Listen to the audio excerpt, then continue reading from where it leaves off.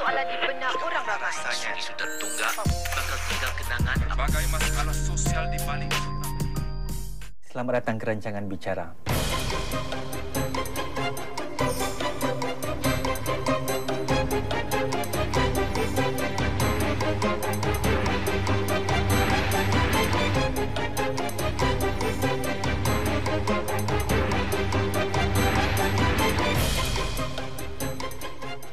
Seorang sarjana Jerman yang fasih berbahasa Melayu mengisi kerusi bicara malam ini.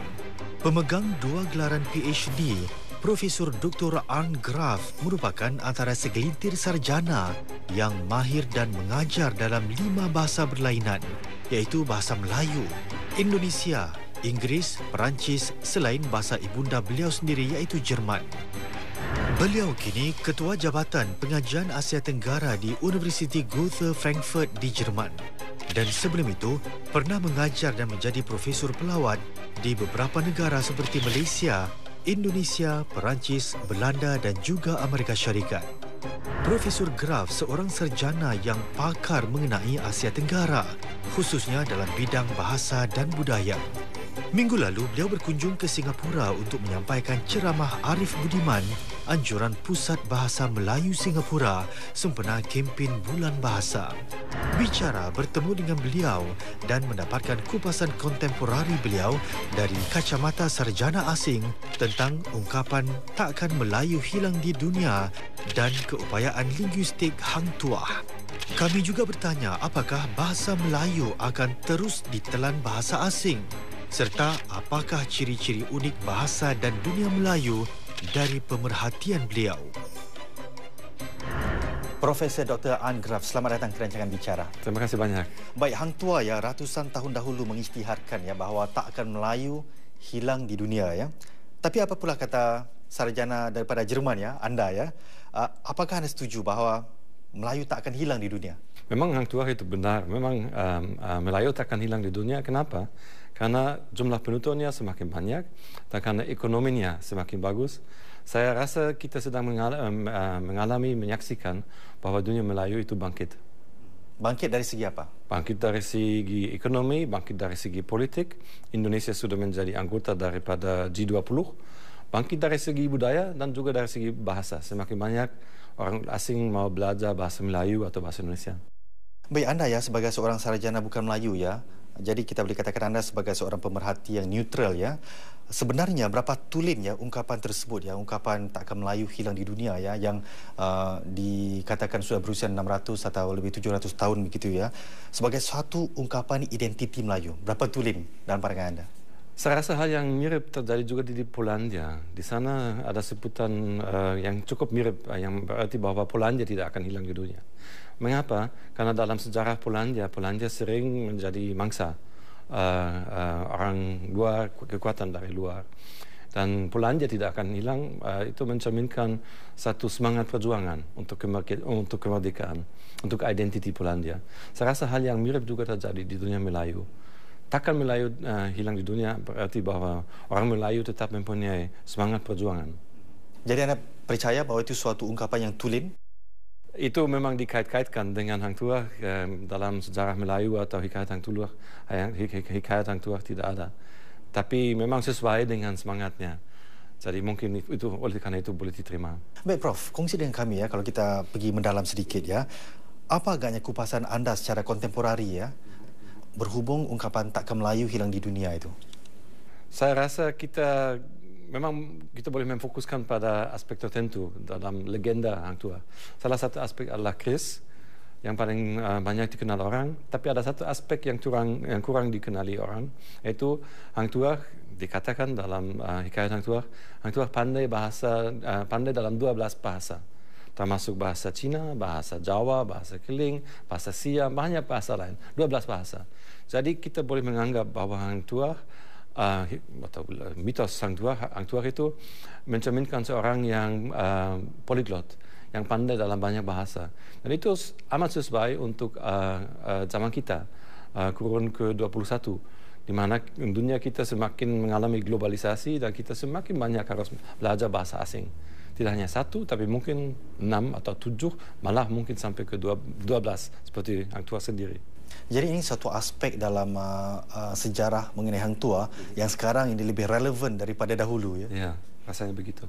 Salah satu dampak dari zaman kolonial di dunia Melayu adalah bahwa identiti orang Melayu itu direkayasa sedikit. Dikatakan orang Melayu itu hanya hidup di kampung. Memang sebagian besar itu hidup di kampung seperti di kampung saya juga di Bavaria di Jerman. Tetapi sebagian lain daripada tradisi Melayu adalah tradisi kosmopolitan. Hidup di bandar besar seperti di Melaka pada waktu itu, dan juga pandai dalam banyak bahasa. Jadi kalau kita dalam zaman globalisasi sekarang ini mau membangkitkan lagi dunia Melayu atau menyaksikan dunia Melayu sedang bangkit, salah satu aspek yang penting adalah dunia Melayu boleh menjadi pemain antarabangsa seperti pernah terjadi pada zaman Hang Tuah. Itulah mungkin salah satu aspek. Tapi kita maklum sekarang ya bahawa dunia Melayu dari segi mungkin ekonomi tidak sekuat kalau kita buat secara perbandingan dengan zaman Kesultanan Melaka dulu, sebuah empire yang besar yang kuat. Jadi dipandang tinggi oleh kerajaan-kerajaan yang lebih kecil. Tapi sekarang bagaimana? Samanya. Dulu sekarang kan Indonesia anggota G20. Jadi 20 negara di dunia ini yang paling berkuasa. Mungkin sama dengan empire Melaka pada waktu itu. Yang pada waktu itu siapa yang menjadi empire besar? China pasti, Jepun pasti, Korea mungkin, Australia belum. Kalau di Eropa mungkin ada beberapa negara, Amerika belum juga, dan Melaka ada di dalamnya. Sekarang kan Indonesia sebagai salah satu negara besar di dunia Melayu sudah menjadi satu pemain yang memang penting sekali di pentas antarabangsa. Dari segi itu mungkin kita boleh melihat zaman kegemilangan Melaka itu, kita boleh melihat itu naik lagi, itu hidup lagi. Hidup lagi bila agaknya ya? Sudah mulai. Satu lagi perkembangan yang nampaknya kurang positif bagi dunia Melayu ialah kita juga menyaksikan ya bahawa bahasa Melayu, bahasa Indonesia ya di rantau ini, pengajian tentang Melayu, Indonesia di negara tradisi seperti London, UK ya, dan juga di negeri Belanda misalnya, pengajian Melayu di negara-negara tersebut nampaknya semakin menurun ya, semakin berkurangan. Apa komen anda? Adakah ini memang sesuatu yang akan terus menurun? Rasanya tidak. Apa yang terjadi? Saya rasa ada beberapa faktor yang terjadi. Yang pertama, di Belanda dan di Inggris, UK, masih ada nostalgia pada zaman kolonial yang mengambil pandangan pada keadaan yang sebenarnya terjadi di dunia Melayu. Yaitu dunia Melayu, Asia Tenggara, merupakan satu pemain dunia yang amat penting. Seharusnya diperhatikan. Itu satu faktor yang mungkin masih akan berlangsung selama beberapa tahun. Faktor kedua, kalau di Inggris ada banyak yang menganggap bahwa penutur asli bahasa Inggris mempunyai satu kelebihan. Karena semua orang belajar bahasa Inggris, kenapa orang Inggris harus belajar bahasa asing? Saya rasa ini salah. Kalau kita melihat dari segi ekonomi, dari segi politik, kalau mau menjual barang di Prancis, pasti harus dalam bahasa Prancis. Kalau mau menjual sesuatu di Amerika Selatan, harus dalam bahasa Spanyol atau Portugis. Kalau mau menjual barang di China, itu pasti harus dalam bahasa Cina, bukan dalam bahasa Inggris. Jadi saya rasa dengan kebangkitan Indonesia, Malaysia, dunia Melayu secara keseluruhan, pandangan ini juga akan berubah. Tapi hakikatnya sekarang ya, dengan pusat-pusat utama yang saya nyatakan tadi ya, nampaknya semakin kurang memberi penekanan atau kurang mempunyai pakar-pakar dalam pengajian Melayu, bahasa Melayu dan sebagainya. Semestinya ini akan menghasilkan semacam natijah yang kurang elok ya dari segi mungkin perhatian kepada dunia Melayu sekarang ini. Tapi itu hanya 2 negara atau 3 negara kalau kita masih memikirkan pada Australia. Ini hal yang serupa juga terjadi di Australia. Tapi ada negara lain seperti Prancis, Jerman atau Rusia, di mana kita boleh melihat perkembangan pengajian Melayu sedang berkembang, sedang naik. Rusia juga, Prancis juga, di Jerman banyak. Apa yang terjadi di sana itu pemerintah yang menentukan bahwa pengajian Melayu itu ditubuhkan, terus datang pelajar yang berminat. Kalau di Frankfurt, kami ada sekarang 150 pelajar yang mau belajar bahasa Indonesia atau belajar bahasa Melayu. Ada setiap tahun pertama ada 60 yang mau mulai. Dan di Jerman ada 13 universiti yang menawarkan bahasa Melayu. Semuanya mempunyai kisah yang serupa. Jadi saya rasa kalau kita jangan hanya memfokuskan pada Inggris atau pada Belanda atau Australia, ada juga negara lain dengan kisah yang berbeza. Tapi dari segi mungkin perbandingan atau imbangan, adakah ia akan sama dengan apa yang pernah dijalankan di Belanda atau di UK? Kepentingan lain dan minatnya lain. Kan zaman sudah berubah. Jerman tidak akan menjadi penjajah di dunia Melayu, mudah-mudahan tidak. Tapi kenapa pelajar mau belajar tentang Indonesia atau Malaysia atau dunia Melayu secara keseluruhan? Mereka tertarik pada budaya, mereka tertarik pada sastra, pada bahasa, mereka tertarik pada ekonomi juga, mereka tertarik pada media yang ada di dunia Melayu. Jadi saya rasa dari segi itu sedikit berbeza dengan liputan yang ada di negara-negara lain yang memfokuskan pada aspek-aspek politik yang kadang-kadang negatif, seperti terorisme atau hal seperti itu. Itu mungkin yang menyebabkan jumlah pelajar di kami di Frankfurt atau di Prancis itu sedang naik.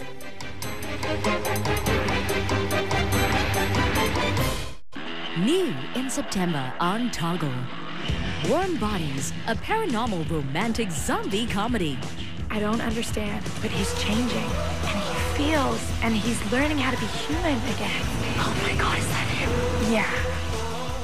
So, Beautiful Creatures, a supernatural romance. I like you. don't know anything about me. My mama says her whole family are Satanists.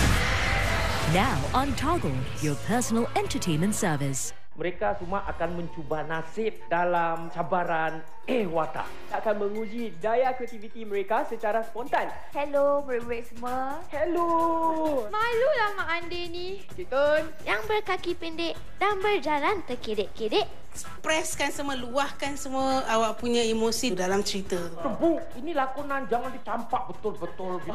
Di mana letaknya kekuatan hamba? Saksikan siri terbaru Cucuk Tok Selampit. Esok 6 petang hanya di Suria.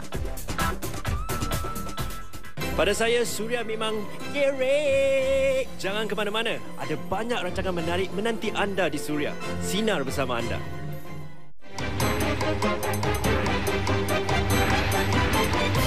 Anda juga merupakan di antara sarjana ya yang percaya bahawa kalau kita melihat pada masa depan ya, pengaruh atau peranan bahasa Inggeris akan semakin berkurangan kalau kita bandingkan dengan sekarang ini. Apa alasan-alasan utama daripada anda? Dalam sejarah dunia, hegemoni sesebuah bahasa itu paling banyak itu 400-500 tahun kalau kita melihat pada bahasa Latin. Kalau bahasa Inggris sekarang itu 50-80 tahun mungkin. Dan kita sedang melihat bahawa dalam zaman globalisasi perubahan terjadi dengan lebih cepat. Yang boleh kita saksikan adalah kenaikan kebangkitan bahasa Cina secara cepat di internet, di segala aspek antarabangsa. Tapi itu tidak hanya bahasa Cina yang naik, itu satu pandangan yang terlalu sempit. Itu bahasa-bahasa yang ditutur di negara yang sedang bangkit. Jadi Amerika Selatan, negara-negara Arab, Turki, Iran, Asia Tenggara, India. Jadi dengan demikian, bahasa-bahasa di luar Anglosphere itu akan menjadi lebih penting. Dan lebih persis itu tidak hanya Anglosphere yang akan mengalami penurunan atau peranannya. Juga bahasa Prancis dan juga bahasa Jerman, bahasa Jepun pun akan menurun dari peranannya. Dari segi penggunaannya. Dan saya rasa itu yang sedang kita saksikan.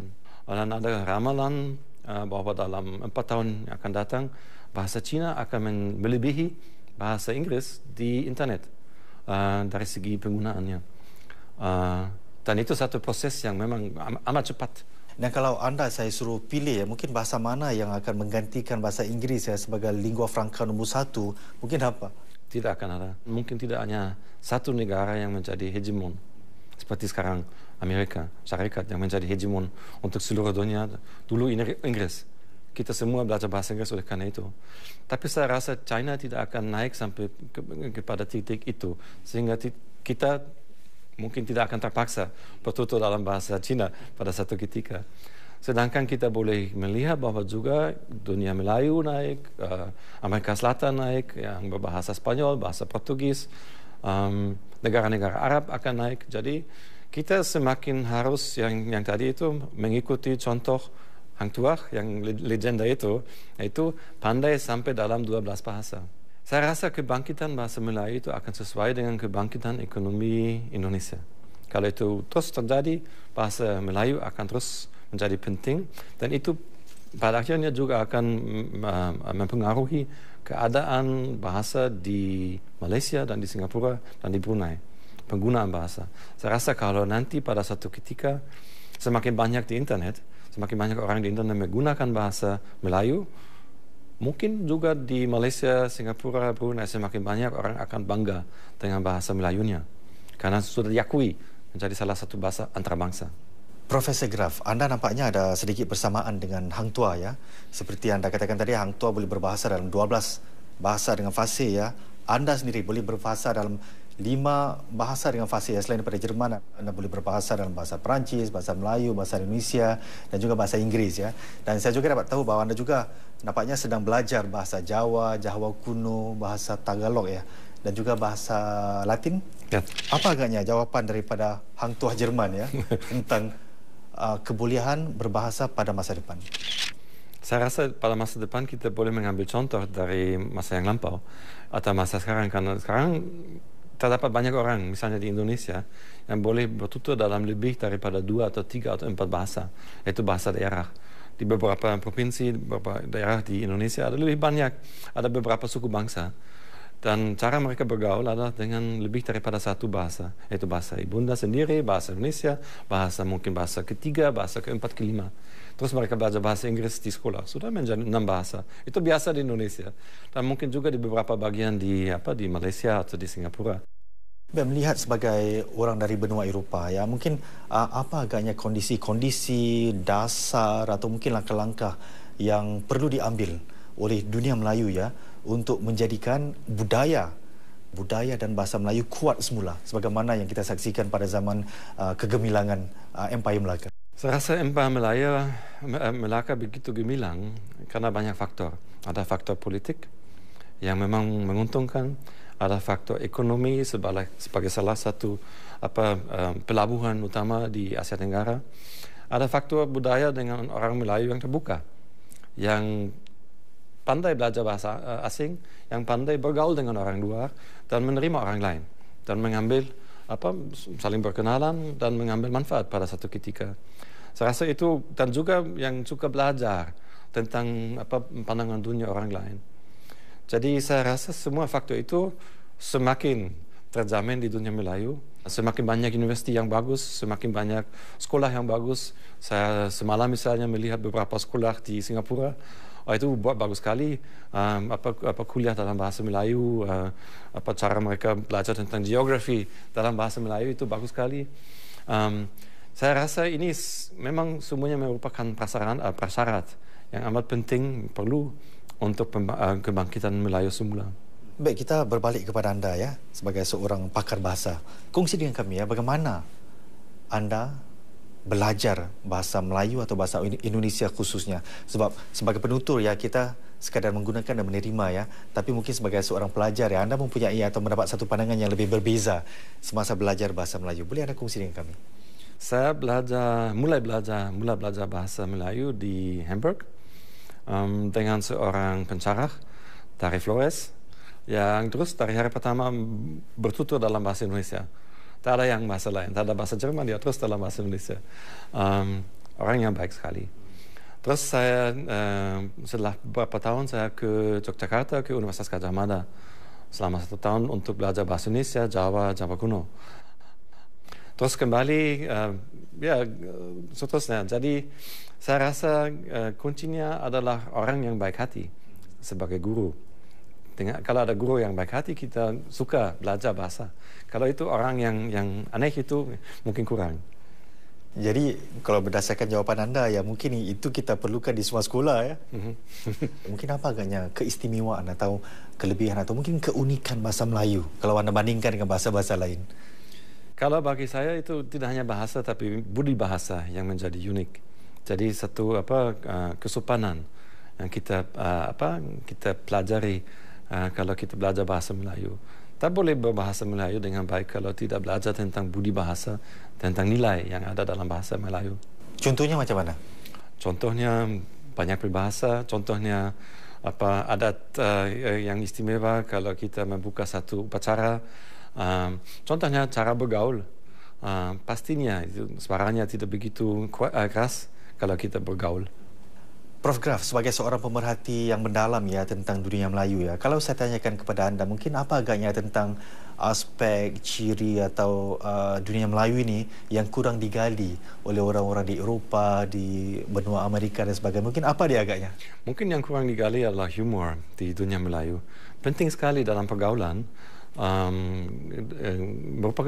Humor itu merupakan satu ciri daripada kesopanan di dunia Melayu. Itu saya rasa itu kurang dikenal di luar dunia Melayu. Humornya bagaimana sebenarnya? Humor, kalau kita ingin merendahkan diri sedikit, itu harus dengan humor, pasti.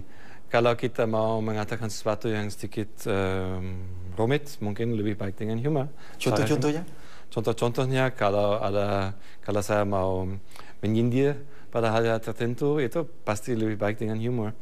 Ada juga caranya yang kurang dikenali di luar adalah beberapa ulama di Indonesia menggunakan cara humor dalam khotbah, menggunakan cara humor dalam menyebarkan message agama. Dan ini unik atau khusus dalam dunia Indonesia saya atau rasa ini Melayu? Cukup unik. Dan itu memang kurang dikenali. Semua orang menganggap itu agama Islam itu sesuatu yang serius, sungguh. Sebenarnya pesanan utama itu memang sungguh sekali. Tetapi caranya boleh juga ringan. Satu contoh utama tentu itu humor yang digunakan oleh Gus Dur, mantan Presiden Indonesia. Ada juga humor yang digunakan kaum Sufi dalam cara mereka menyebarkan agama Islam. Itu selalu ada, kita boleh tertawa, tapi selalu ada pesanan dalam message itu.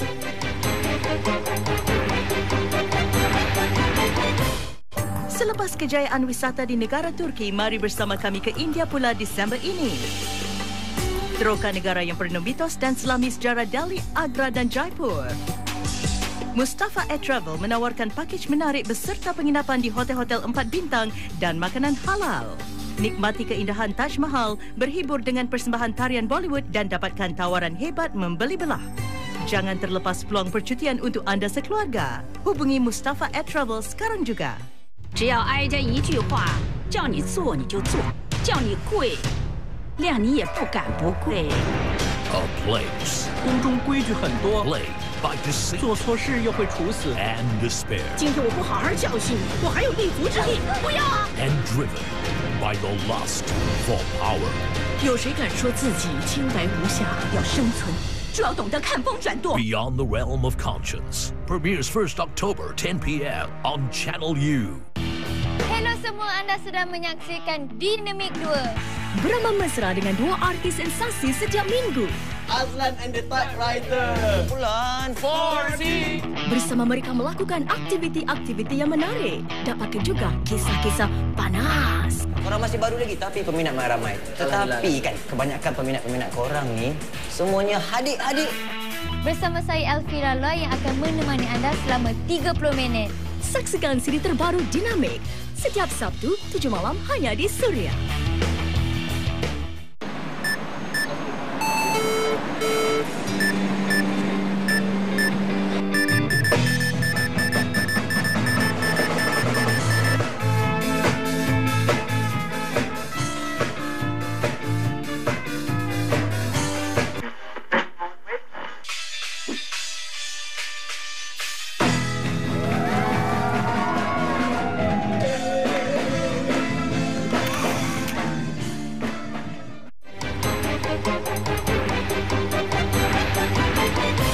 Lazimnya dunia Melayu dikaitkan dengan bahasa Inggeris atau bahasa Belanda ya, lantaran pengaruh dan peninggalan kolonialisme ya. Bagaimana pula dengan bahasa Melayu atau orang Melayu dengan orang-orang Jerman atau dunia Jerman ya? Sekuat mana ikatan bahasa dan orang Melayu dengan Jerman? Itu sebenarnya satu pasangan yang aneh ya, mungkin ya. Karena orang Jerman terkenal dengan watak yang sedikit keras, yang tidak terlalu manis kadang-kadang. Tapi saya rasa dari dulu tidak ada gangguan dalam atau secara yang berat dalam hubungan antara Jerman dengan dunia Melayu. Dengan Indonesia sudah 60-70 tahun sejak Indonesia merdeka ada hubungan yang baik. Ada banyak orang Jerman yang ke Indonesia sejak tahun 70-an, banyak orang Indonesia muda yang ke Indonesia untuk belajar di Jerman. Kan di Jerman tidak ada iuran kuliah untuk orang asing. Itu khususnya untuk orang dari negara berkembang amat menarik. Walaupun itu dalam bahasa Jerman, tapi tetap mereka boleh menjadi seorang insinyur atau seorang dokter tanpa harus membayar iuran kuliah. Jadi dari segi itu ada ribuan, mungkin puluhan ribuan orang Indonesia yang pernah ke Jerman. Ada juga ribuan orang Jerman yang pernah ke Indonesia dan juga ke Malaysia dan bagian dunia Melayu yang lain.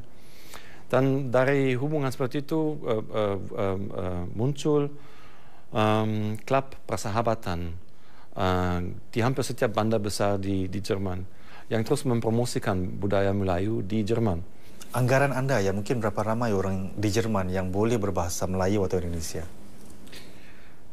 Itu saya pernah melihat satu slip dari sebuah penerbit berapa banyak buku pengantar bahasa Indonesia untuk orang Jerman itu dijual pada tahun di antara tahun 2000 hingga tahun 2012. Itu lebih daripada 5.000 dan itu hanya satu buku pengantar. Kalau kita melihat itu buku pengantar itu diterbitkan pertama kali pada tahun 82, jadi tidak terlalu segar lagi buku itu. Kita boleh melihat sekurang-kurangnya 20.000, mungkin 30.000 orang Jerman pernah belajar bahasa Indonesia atau bahasa Melayu. Itu cukup banyak sebenarnya, karena pada waktu itu belum ditawarkan di sekolah.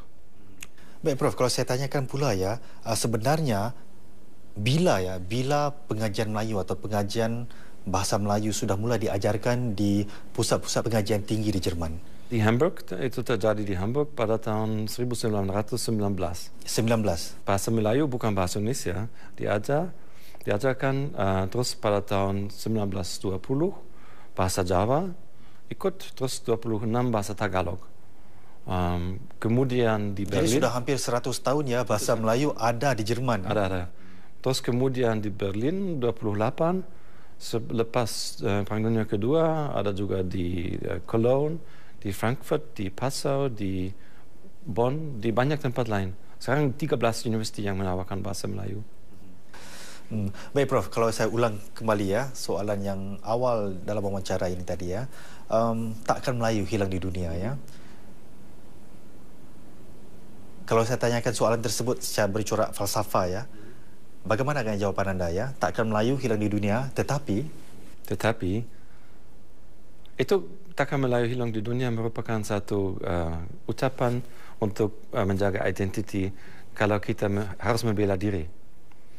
Tapi dalam silat mungkin ada satu gerakan kita harus membela diri, terus kita juga boleh membuka tangan untuk menjadi lebih optimis. Dan ini mungkin sudah waktu untuk menjadi lebih optimis. Tidak hanya takkan Melayu hilang di dunia, tetapi mungkinkah orang Melayu boleh keluar, boleh menjadi lagi seperti pada zaman Melaka, berwawasan global, berpandai dalam 12 bahasa, menjadi pemain politik di pentas dunia. Itu berbeza dengan takkan Melayu hilang di dunia. Ininya perlu penterjemahan semula yang lebih sesuai dengan zaman. Mungkin. Profesor Dr. An Graf, terima kasih kerana sudi berbicara dengan kita. Sama-sama, terima kasih.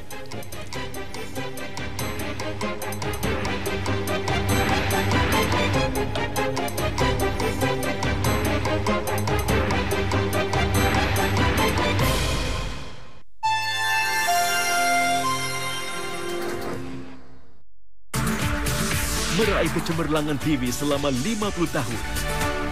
Pada 15 Februari 1963, stesen televisyen Singapura pertama, Television Singapura, dilancarkan di Dewan Memorial Victoria. Pada hari bersejarah itu, rakyat Singapura menyaksikan siaran televisyen monokrom pertama melalui 17 set televisyen yang diletakkan di hadapan 500 tetamu, termasuk mantan Menteri Budaya Encik S. Rajaratnam. Beribu orang juga menonton siaran sulung selama 1 jam 45 minit itu di Queen Elizabeth Walk dan di 52 pusat komuniti di sekitar negara. Program pertama adalah sebuah dokumentari 15 minit TV Looks at Singapore, diikuti dengan program Heckle and Jekyll, Dikki Duk, Berita Inggeris, Hancock's Half Hour dan Rambaian Malaysia. Pada waktu itu, hanya 2,400 keluarga yang mampu memiliki set televisyen dan menonton dengan selesa di rumah mereka sendiri.